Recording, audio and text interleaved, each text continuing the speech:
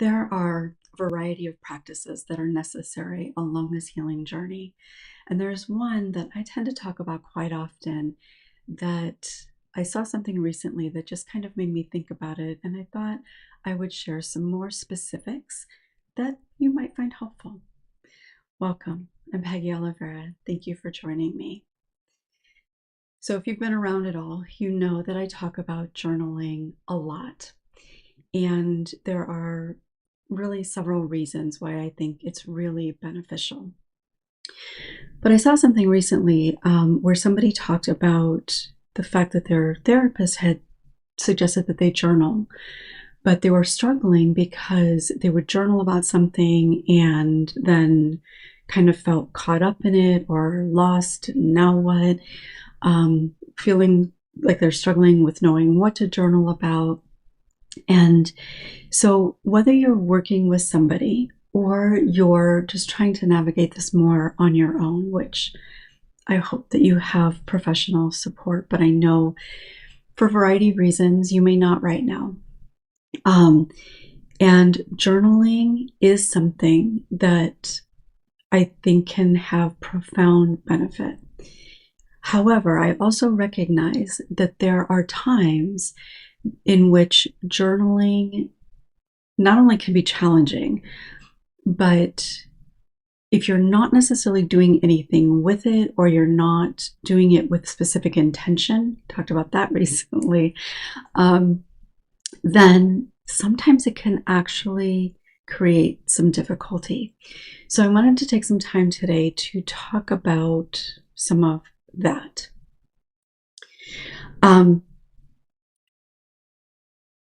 So this is one of those things where obviously this is my perspective and how I tend to work with people. Doesn't mean it's the right way, doesn't mean it should be done this way. People can do it in a variety of ways. But when I saw what that person wrote about her experience with it and the challenge that it was creating, I thought, well, maybe this is something that could be beneficial. So if you are on this journey right now on your own, just free writing, journaling can be really beneficial. But it is important that you are aware, and this takes practice too, that you are aware of the impact that it's having on you, that you're aware of what is coming up for you, both in terms of your thoughts and how your body is responding to that. Because your body is going to respond in a very automatic way. Our thoughts do too, for the most part. But in your body, it's a automatic nervous system sort of response. And if there is difficulty that comes up in your journaling, even if it's like feeling like you don't know what to write, and that might bring up some fear or shame or something like that, your body is responding to that. And if you're not aware and you're not doing something intentional to help with that, then it is going to leave you feeling a variety of things that don't feel good. It could last potentially for days or even weeks, depending on where it ends up taking you, because we know how our thoughts can kind of spiral and keep us in this place that just reinforces all of those old false beliefs. So being really mindful and intentional. I actually just had a thought about like a group, like a guided journaling group or something. Anyway, sorry. But doing it very intentionally and mindfully, being intentional about doing some distracting afterward is going to be really important. Now, again, these are just suggestions. These are things that can potentially work. I'm not trying to be your therapist. I'm not anybody's therapist right now. Just from professional experience and personal experience, things that I know can be helpful. And if you have some sort of support with somebody that kind of knows the things that you're dealing with, being able to talk through some of those things is really important. Now I'm going to get into how and why and all of that. So ideally, if you're on this healing journey, you are working with somebody, even if it's periodically. So it doesn't have to be consistently every week throughout your healing journey. But even if your therapist is just saying, journal, there can still be a lot of benefit in that. But the more aware you are, the more intentional you are, the more benefit you will have in it. So I've shared this a little bit before, but I'm going to share it a little bit now too, just so you have some context. So there are times that I will just encourage people to journal. So that could be just like some free writing journaling. And there can be a lot of benefit in that for a variety of reasons. And sometimes there is something really specific that I will encourage people to journal. It could be something that came up in session. It could be if there's a particular fear that they're struggling with. So I might give them specific questions to ask themselves to journal about. And typically I will suggest maybe coming back to it a few different times over the week in between sessions, or a couple weeks, whatever it might be. Sometimes I might just ask them to reflect on something and notice. So what they're really journaling about is what comes up for them when they reflect on that. And certainly with every follow-up session, we're not necessarily going to sit and go through everything that they journaled. For one thing, sometimes that might take up the entire time that we have together. But also, it's not necessarily even so much about the specific things that they journal, though sometimes that can be really helpful to go over. It's more about noticing the things that come up for them. So whether you're working with somebody or you're not, or whether you go through your journal or journal entries with your therapist or not, being really mindful of noticing what comes up for you. So if you're journaling about your day, so let's just say that you're somebody who's trying to get into the habit of journaling, and at the end of your day, you just journal about your day, there can be benefit in that. There's nothing wrong with that. It's certainly not a bad thing. It can be a really helpful way to start exploring and noticing what is present.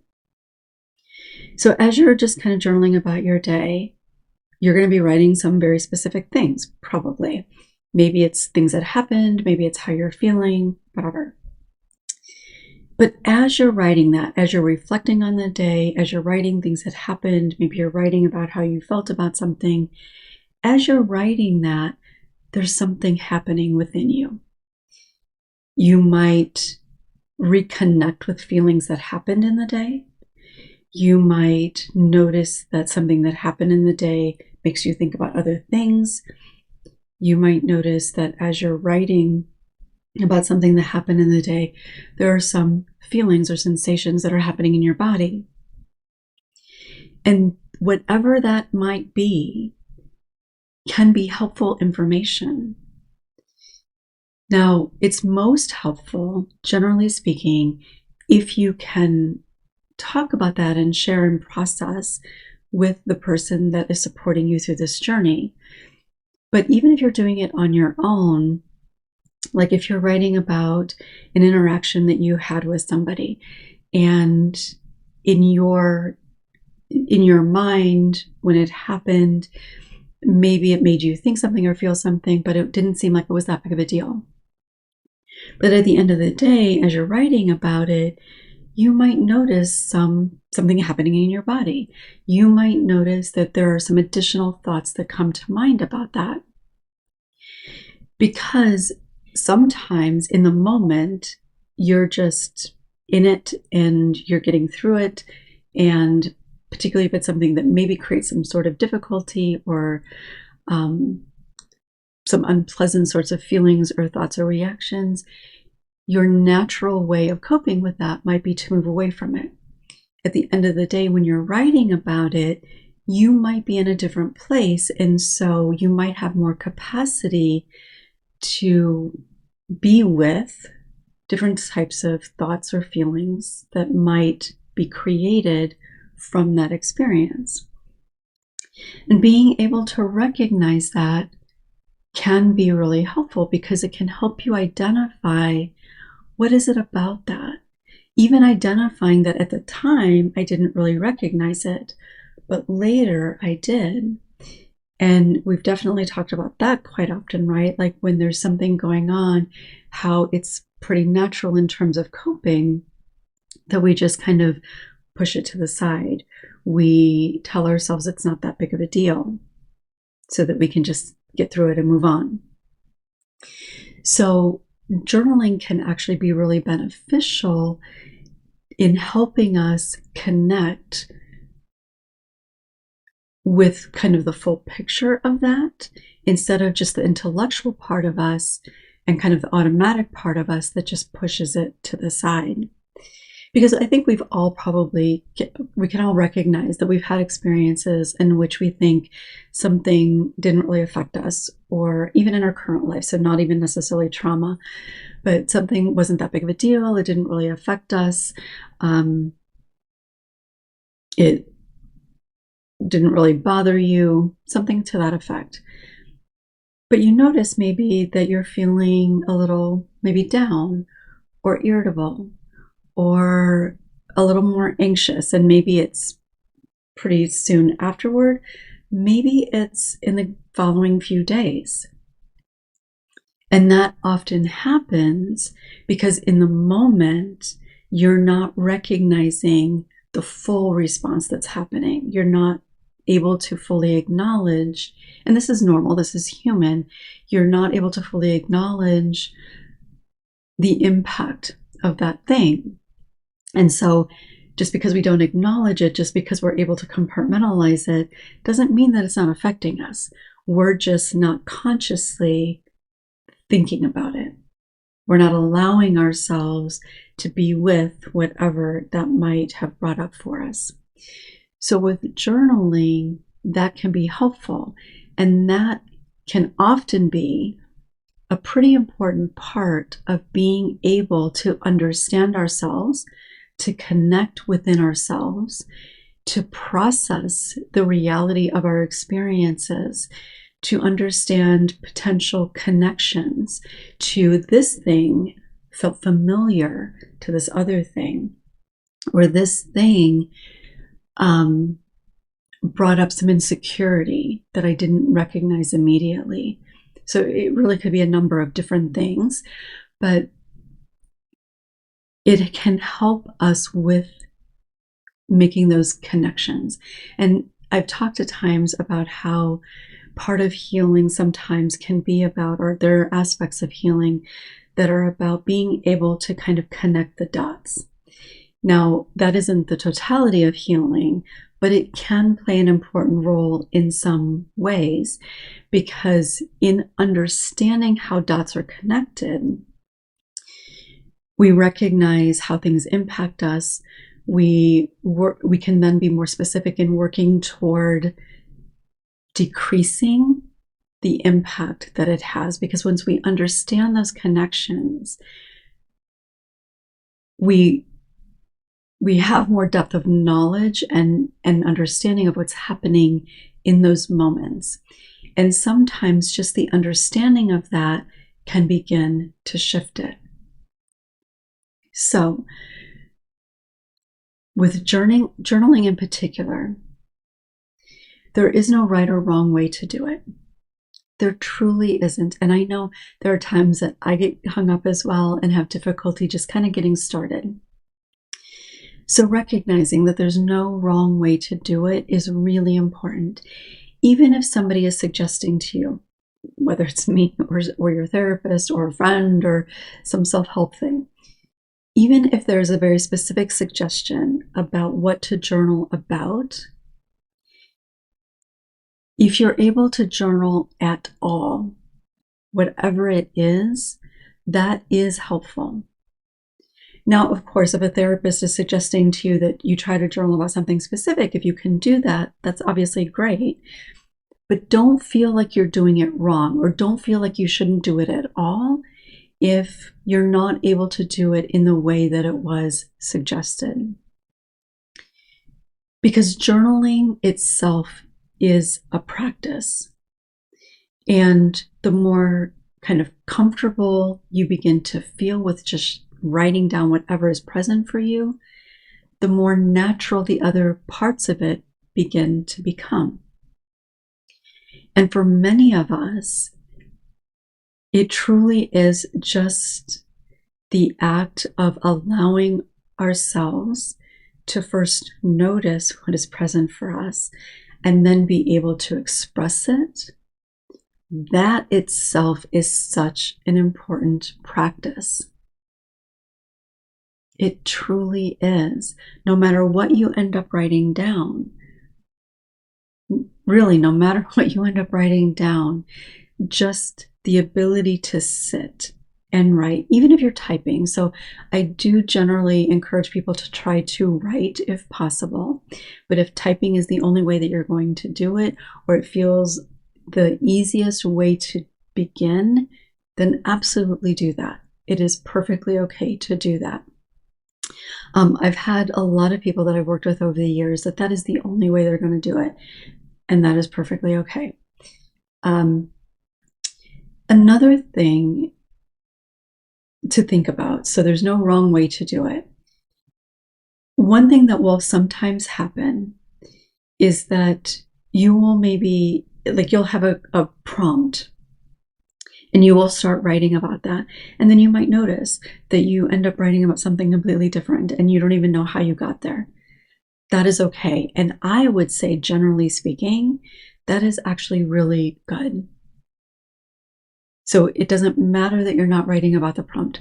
This is obviously a general statement, but wherever you ended up going in your mind, whatever you ended up writing about, that is important. Even if it's your mind went off on a to-do list and you find yourself writing about that, that is helpful, especially if you're using that in your therapy, because it can help make some of those connections. Like how did I start here and end up here? And not that you need to analyze it and figure it out, but just, okay, from a place of curiosity, from here I ended up here. Is there something that this brought up for me? Is it, and maybe it is things I need to do, or maybe it is a form of avoidance. So it's just from a place of curiosity and understanding yourself a little bit more. That can be really beneficial. In terms of doing the journaling on your own and just doing it for journaling's sake versus using it in your healing process if you're working with a professional. So I already talked about if you're doing it on your own. If you're working with a professional, everybody's going to have their own, I guess, way of doing it or preference in how they want to use it or not use it at all. But if your therapist is encouraging journaling, especially if they're suggesting specific things to journal about, unless they've been specific about not bringing that into the therapy, I would encourage you to consider bringing that into therapy. Now, I don't necessarily mean bringing your entire journal in and handing it over to your therapist and having them read that. That's not really what I mean. Although there might be circumstances where that could be beneficial, potentially. I'm talking more about, and obviously this is coming from my viewpoint in terms of how I tend to work, but I tend to work in that way because I think there can be benefit in it. But I will often give clients things in particular to think about or to notice or to reflect on or whatever. And then in session, kind of naturally, because they're journaling throughout the week at different times, oftentimes if I happen to ask, is there anything you'd like to talk about? Thinking about that last video.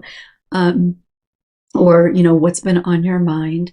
Oftentimes it will be something that came up in their journaling, or in the week that they ended up journaling about. And so naturally we might talk about that. I've had clients over the years at different times that will send me little excerpts from their journal, that maybe they want to talk about, or things that were pretty specific about the journal prompts that I gave or something like that, for us to talk about. And personally, I find that helpful at times because it gives me some context, and then maybe if they're not particularly comfortable talking about it in session, I kind of know what's been going on. Now, obviously, a therapist isn't going to be able to read pages and pages of your journal. So maybe highlighting for yourself some specific things that you notice coming up for you. Because again, remember, it isn't necessarily all the specific things that you're writing down in your journal. Sometimes that can be important, but oftentimes it's more what came up for you during that. Having said that, in terms of specifics that you might be journaling about, if there are things that surprised you that you wrote about, if there were things that, like, where you started and where you ended up, that surprised you, or that, surprised you, I suppose, that can be really helpful. Certainly, if there are things that you're journaling where you've got questions about things, or why is this happening? I noticed that I was feeling this and I don't understand why that's happening. Those types of things can be really helpful to talk about in therapy. Now, again, please remember that this is my perspective and how I tend to work. Your therapist might be different. If this feels like something that you think could be beneficial to you, then I would encourage you, if it's not a conversation at all that you've had, maybe ask your therapist about it. Would this be okay? Or I journal a lot, or I try to journal at times, but I'm not really sure what to do with that. Can I bring it in and we can talk about some of the things? So if your therapist isn't being really specific and asking you things about what you journal about over the week or whatever, please don't hesitate. If it feels like something you would like to do that could be beneficial, don't hesitate to bring that into your therapist and ask about it. About anything, not just about journaling, but just generally anything that is on your mind, anything that you have questions about, ask. And I would always encourage you to do that, because a therapist isn't going to know that you've got these things on your mind if you're not bringing it to them. Now, some therapists may ask a lot of questions, and I tend to be one of them, to try to get at what is coming up for you, what matters to you, what's on your mind, what's feeling present, all of those kinds of things. But some therapists may not do that, and that doesn't make them wrong. They just may be more of a therapist that waits for you to bring things in. But I know that for survivors of childhood trauma, there are always questions. There's always questions. Even if it's not formed in, I'd like to ask this question, there are always so many questions. And asking those questions, I've talked about this before, asking those questions is so beneficial to your process. I've talked before about how I began to notice quite a long time ago that for clients that ask a lot of questions, they often tend to see progress sooner than those who don't. Now, that doesn't mean that that client is better, more equipped, or anything like that. But in asking questions that you have, when you're asking those questions and you're getting responses that feel beneficial, so not necessarily getting the answer you want, but when you're able to make sense of something, that can help you put that to the side because you now understand it, even if you don't, even if it doesn't fully make sense, even if you don't have this huge aha moment, but like, okay, I could see that, or okay, I get that, or okay. Then you can kind of put that to the side and get at bigger questions, or not be caught up in why do I continue to do this, or why do I feel this way, or why is this happening? Because when you have those questions, they tend to be pretty present in some capacity. The words in the question might change a little bit, but we're always asking why in some form or another. And when you get the answers to the questions, you realize that it's safe to ask questions. You recognize that there's no judgment in the questions that you have, and that helps you build trust. It helps you build safety within yourself. It helps you release judgment within yourself. So all of those things lead to seeing and experiencing progress a little bit more quickly. Especially when there are really vulnerable questions. Now, the vulnerability can create some challenges itself, just in asking those vulnerable questions, but hopefully you're able to talk through them, talk through the vulnerability and asking the question, and then that by itself is healing. Just that by itself is a healing process and experience and practice. So, if there are things aside from journaling that your therapist is asking you to do or encouraging you to do, I think if you feel like you want to, or if it brings up stuff for you, and even if those things aren't the case, but if your therapist is asking you to do something, there's a good chance that talking about that thing in your therapy is likely going to be helpful. So going back to the journaling, even if your therapist isn't suggesting that you journaling what is happening outside of therapy, where you're living your everyday life and you're experiencing different kinds of challenges and positive things, and questions are coming up, you're noticing different things coming up for you in different circumstances, all of that can be helpful in your therapy, in your healing overall. So consider bringing that in.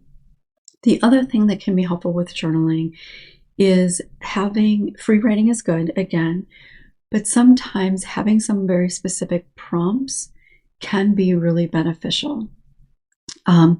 And so if you're journaling and maybe it's not something specific that your therapist is asking you to do, you could potentially ask your therapist, are there any specific things that I might consider in my journaling? Are there any specific prompts? Is there anything that I might pay attention to? There could be a number of things, and you can ask it in a variety of ways, but you could ask your therapist to help you come up with different types of prompts or suggestions to help you journal, because that can help you begin to explore. Like I said earlier, even if you start in one place and you end up somewhere else, that can be perfectly okay. So it's not that you have to write specifically an entire page on that one prompt, but it can be something to kind of help get your mind going. The prompt itself can bring up sensations in your body. It can bring up a nervous system response like avoidance or discomfort, or maybe even excitement, depending on what it is. And those things can be helpful information. I do think often that some sort of journal prompt can be helpful. And even if it is something that is the same prompt day after day, so you might start with what happened today that stood out? And your first thought might be nothing. But if you sit with it and think, and this is where other journal prompts like, what kind of feeling came up, or as I reflect on the day, what feelings come up. There's no right or wrong. It's just something to kind of help you connect with to do that. And there are so many like guided journals or even workbooks, but workbooks, um, there's a lot of workbooks out there that are really great, but it's not necessarily about journaling specifically. There's a lot of guided journals that are more about journaling, like on a regular basis, that I think can be really helpful. Either one can be good, because even in a workbook, if there might be a very specific question, you might find that it takes you into all kinds of places. So again, no right or wrong. There's lots of great stuff out there. I've created some things that are out there that can help with that. In fact, one that I have, and I've had different iterations of it, but I have a guided journal, and I can't remember what it's called right now. But basically, it's a daily journal and it's the same prompts over and over again for the most part, I believe. Um, that I'm just thinking about how I don't remember exactly. Um, but it kind of is something designed to help you every day to notice what came up for you through the day, what kind of feelings came up, maybe what it left you with, that sort of thing. Again, I don't remember the exact prompts. And it's a downloadable thing, so you can actually just read the prompt and then write in your own journal, or you can print it out. But there are a lot of them out there. So certainly don't have to think about getting mine, but there really are a lot of them out there, both like in terms of a book that you can get or some sort of online thing. But having prompts really can be helpful because it's easy to get caught up in, I don't know what to write. And something that is more guided can really help you not have to worry about that and just focus on that thing. So if you are interested in the one that I have created, I'll share a link below. And if a workbook is something, kind of a guided journal slash workbook is something that you might be more interested in around self-compassion, I have Deeply Rooted as well. So, and we'll share a link to that below too. So I would love to hear from you. I hope that you found this helpful, whether you're working with somebody or not, because all of the things that I talked about in terms of working with a therapist, you can certainly also do on your own. Those things might just be a little bit more, have more potential to bring up some difficult things. And if you're doing this on your own, it's important that you're very mindful of the impact that's happening for you in terms of not only thoughts and feelings during the time that you're journaling, but also in the following few days or so, noticing what is coming up for you. So let me know what came up for you as you listened to this. And do you journal? Do you take it into your therapy? I'd love to know. Thanks so much for being here. I'll look forward to seeing you next time.